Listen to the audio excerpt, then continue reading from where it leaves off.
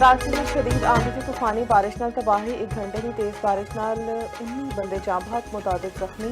बल्दिया मुवाश coat विच इमारत की कंध डिग्गन नाल 11 बंदे जाम बहक। प्लांडी मजीद कॉलोनी दे नेड़े कंध डिग्गन नाल मियां बीवी जाम बहक। रंगी 3.5 नंबर घर की छत डिग्गन नाल एक खातून चल बसी। मच्छर कॉलोनी विच मकान की छत डिग गई। स्कीम 33 गुलजार हिजरे विच कई दरख्त डिग गए। क्लिफ्टन विच भी तेज बारिश की वजह नाल दरख्त डिगे, 2 बंदे फंस गए। पेडेस्ट्रेलियन की रेलिंग जमीन ते डिग पई। आसमानी बिजली डिग्गन नाल 2 बंदे जाम बहक। तूफानी हवावां नाल कई थावां ते साइन बोर्ड डिग गए। सड़कों ते पानी खलो गया। 500 तो वध फीडर स्ट्रिप कर गए। बारिश की वजह नाल शहर के कई इलाके बिजली तो महरूम।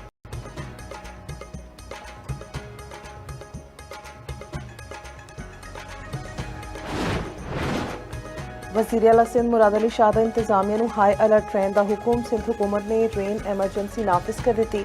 वज़ीर बल्दियात नासिर हुसैन शाह का कहना है कि मुतलका महकमे के सारे अमले दियां ईद दी छुट्टियां मनसूख कर दित्तियां गईयां ने। आवाम घरां विच रहन ते बिजली तनसीबात नूं हत्थ न लाउण। मेयर कराची मुर्तज़ा वहाब दा शहर के वक्-वक् मुकामां दा दौरा। मेयर कराची ने आखेआ इंतजामिया दे बरवक्त इकदामात की वजह नाल शहर विच हालात नॉर्मल ने।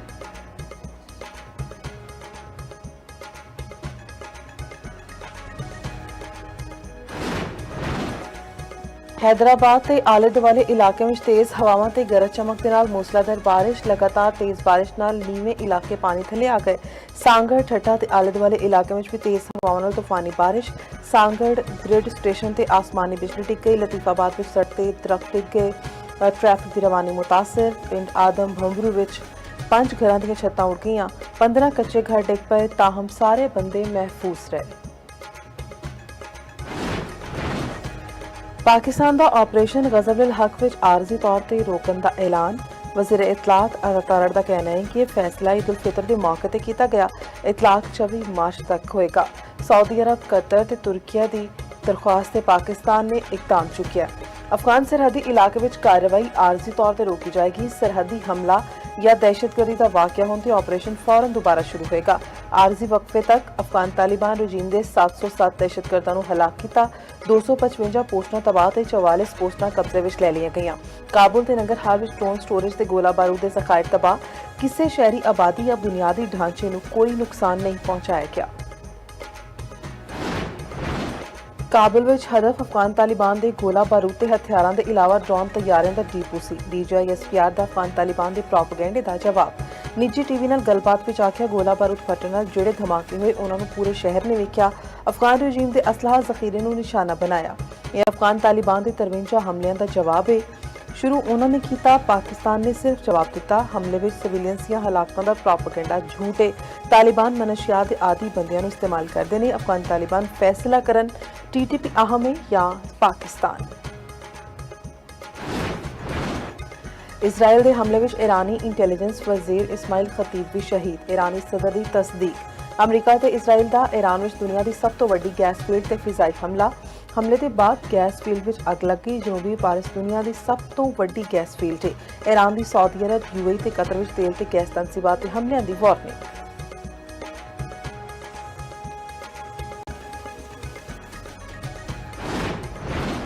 ईरानी सिक्योरिटी चीफ अली लारिजानी की शहादत तो बाद ईरान के इसराइल ते शदीद हमले। कतर की रास लफान रिफाइनरी ते मिसाइल दाग दिते। खबर एजेंसी के मुताबिक हमले के बाद रास लफान रिफाइनरी ते अग भड़क उठी। रास लफान रिफाइनरी कतर का तवानाई का एक बड़ा मरकज है। सऊदी दारुल रियाद ते 4 बैलिस्टिक मिसाइलों नाल हमला किया गया।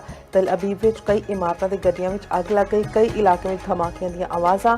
ईरान के पहली बारी हाज कासिम मिसाइल हमले। तल अबीब ते हमले 2 बंदे हलाक ते कई जख्मी।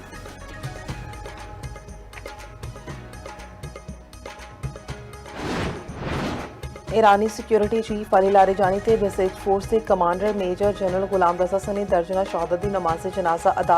इनकलाब स्क्वायर ते लोगों की वड्डी तादाद ने शिरकत की थी। अली लारिजानी 17 मार्च को तेहरान में अपने पुत्र के नाल हमले में शहीद हुए। अली लारिजानी इनकलाब ईरान तो बाद उभरन वाली अहम सियासी शख्सियात में शामिल सन। वो सिक्योरिटी पॉलिसी के मामार ते खामनाई के करीबी मुशीर भी सन।